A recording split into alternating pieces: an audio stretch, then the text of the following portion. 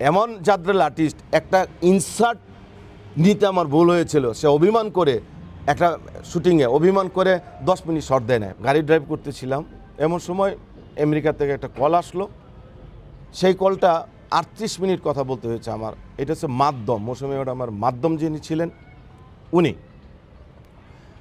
যার মাধ্যমে আমি মৌসুমী ম্যাডামকে ক্যাশ ডলার পেমেন্ট করে ক্যাশ ডলার দিয়ে আমি তাকে শুটিংয়ে নিয়েছি এবং সে শুটিং করেছে এবং সে গল্প বুঝে নিয়ে তারপরে শুটিং করেছে। এবং সে এমন জাদ্রেল আর্টিস্ট একটা ইনসার্ট নিতে আমার ভুল হয়েছিল, সে অভিমান করে একটা শুটিংয়ে অভিমান করে 10 মিনিট শর্ট দেয় না, বললো না এটা আমার পছন্দ নেই, এইরকম শর্ট আমি দেবো না।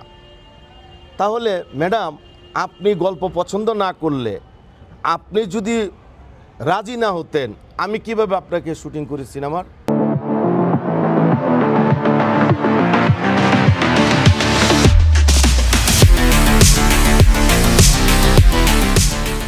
কাম টু দ্য পয়েন্ট, যেহেতু আমি যখন শুটিং করি উনার কাগজপত্র হয়নি, আমেরিকাতে কাগজপত্র না হলে কোনো কিছুতে কন্ট্রাক্ট করতে পারবে না, সেটা তার জন্য আরও ক্ষতিকর। আমি যে মাধ্যমে শুটিং করার আগে ডলার দিচ্ছি, আমি বললাম যে একটা লিখিত থাকলে ভালো, বলে কিচ্ছু লাগবো না, ওনার তো কাগজপত্র নাই, তুমি এইটা করতে গেলে আরও ঝামেলা হবে, তুমি বিশ্বাস করো না? আর ঠিক আছে না, আমি ক্যাশ ডলার দিয়ে দিলাম। কিন্তু এতদিন পরে আপনি বললেন রেমুনেশন দেইনি, ছি, কষ্ট পেলাম। কারণ আপনাকে আমি অনেক অনেক পছন্দ করি এবং আপনিও করেন, সেটা ভালো করেই জানেন আপনি কেন আমাকে পছন্দ করেন।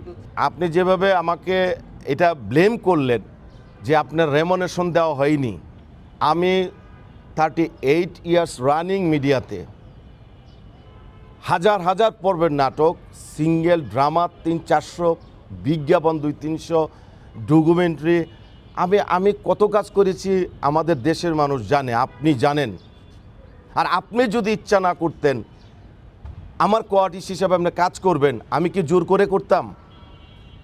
বলেন। এখন আপনি বললেন যে রিকোয়েস্ট করে করেছি। ম্যাডাম আপনারাও যখন একটা কাস্টিং নেন, একজন যত বড় সেলিব্রিটি থাকবে, যত বড় ডিরেক্টর থাকবে, একজন আরেকজনকে রিকোয়েস্টে করবে যে আমাকে একটা শিডিউল দেন। এটা কি অন্যায়? আপনি বলুন। আপনি যে কথাগুলো বলেছেন আমি বুঝতে পেরেছি এগুলো আপনার মনের কথা না, চাপ দিয়ে আপনার কাছ থেকে নিয়েছে, কিন্তু আপনি আমার ভালো লাগার জায়গাটা নষ্ট করছেন। প্লিজ এটা করবেন না, এটা আমি খুব কষ্ট পাই। কারণ আমাদের সুপারস্টার উনি বড় মনের মানুষ, ভালো মানুষ, রেগে যা আবার ঠিক হয়ে যা, কিন্তু আপনার প্রত্যেকটা কথা আমার কাছে তীরের মতো মনে হয়।